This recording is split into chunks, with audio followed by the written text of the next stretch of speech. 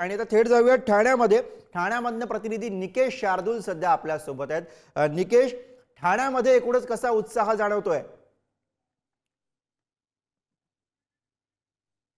नक्कीच गोविंदा पथकांचं स्वागत करण्यासाठी गोविंदांची पंढरी मानल्या जाणारा ठाणे जे आहे ते सज्ज झालेलं आहे। मी सध्या आहे ठाण्यातल्या टेंबी नाका या ठिकाणी। मानाची जी पहिली हंडी जे शिवसेनेचे दिवंगत नेते धर्मवीर आनंद दिघे यांनी बांधली ती याच टेंबी नाक्यावरती आणि खऱ्या अर्थाने ठाण्यातल्या या दहीहंडी उत्सवाला सुरुवात झाली। याच ठाण्यामध्ये मी आहे। टेंबी नाक्यावरती ह्या दरवर्षीप्रमाणे यंदा देखील दहीहंडीचं आयोजन जे आहे ते करण्यात आलेलं आहे। धर्मवीर आनंद दिघे यांच्यानंतर त्यांचा वारसा जो आहे तो मुख्यमंत्री एकनाथ शिंदे यांच्याकडे चालवला आणि कालांतराने या ठाणे शहराला एक ग्लोबल स्वरूप जे आहे ते दहीहंडीचं याच टेंबी नाक्यावरनं मिळालं आणि ठाण्यामध्ये ठिकठिकाणी लाखो रुपयांच्या बक्षिसांचं दहीहंडी उत्सवाचं आयोजन जे आहे ते केलं गेलं आणि हाच दहीहंडी उत्सव जो आहे तो साता समुद्र पार पोहोचला।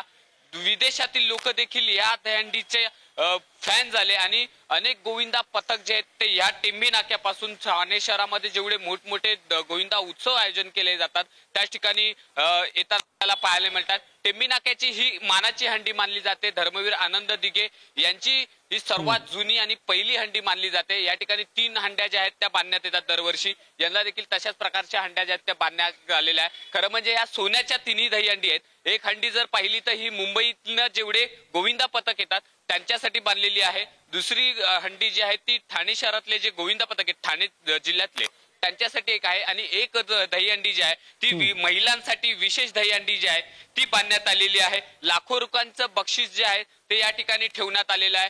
दिवसभर याच ठिकाणी आपल्याला तरुणाईचा उत्साह आणि थरांचा थरार जो आहे तो पाहायला मिळणार आहे। आतापर्यंत ठाण्यामध्ये पहिला विश्वविक्रम जो आहे तो 9 थरांचा झालेला आहे जो जय जवान गोविंदा पथकाच्या नावावरती। त्यामुळे आता यंदा या ठिकाणी ठाण्यामध्ये नेमकं 10 विश्वविक्रम कोण मोडते याकडे संपूर्ण शहराचं जे आहे ते लक्ष लागणार आहे। त्यामुळे आज दिवसभर याच व्यासपीठावरती सिने कलाकार देखील पाहायला मिळतील। त्याचप्रमाणे नेत्यांची रेलचेल जी आहे ती देखील पाहायला मिळणार आहे। खरं तर मुख्यमंत्री 12 वाजता एकनाथ शिंदे 12 वाजता या ठिकाणी हजर राहणार आहे। त्यांच्या उपस्थितीमध्ये या दहीहंडी उत्सवाला सुरुवात होणार आहे आणि मोठ्या संख्येने गोविंदा पथक जे आहेत त्या ठिकाणी दहीहंडीच्या खाली सलामी देताना आपल्याला पाहायला मिळणार आहे।